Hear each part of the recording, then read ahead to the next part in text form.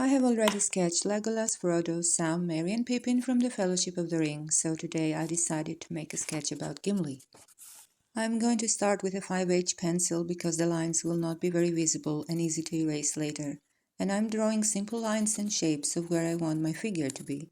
I'm following very simple lines and patterns and doing the same for his face, beards and helmet, in a kind of sloppy way, but this is not important right now. The important thing is to define the body shape, the clothing, the way the figure stands so that I can do the details later.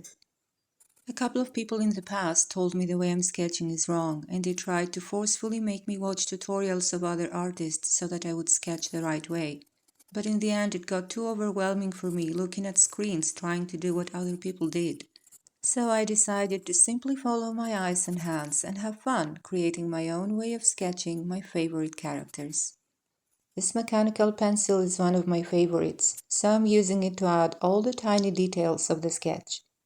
After that, I'm going to do the outlines with the Micron pen and slowly start adding the colors. And after the colors have dried, I'm going to add even more details with the same Micron pen. This is perhaps the most satisfying part of the drawing, even more satisfying than coloring or the final result.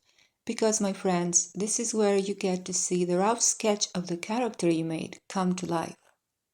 This is the part where you get to make the first connection with your sketch. And if what they say is true, that artists always put a part of themselves into their art, then this is the part of the mirror as well.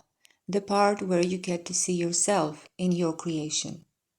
I'm using a Sakura Micron pen. I'm using the 04 one to do all the tiny details, and the inking part is so satisfying.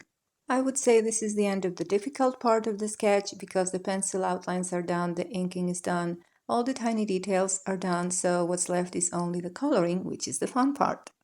Next, I'm going to use a Sakura Micron 02 to do the face details, and then I'm going to use an eraser and remove all the pencil lines. After that, I'm going to ink the letters, and then my sketch is ready to be colored.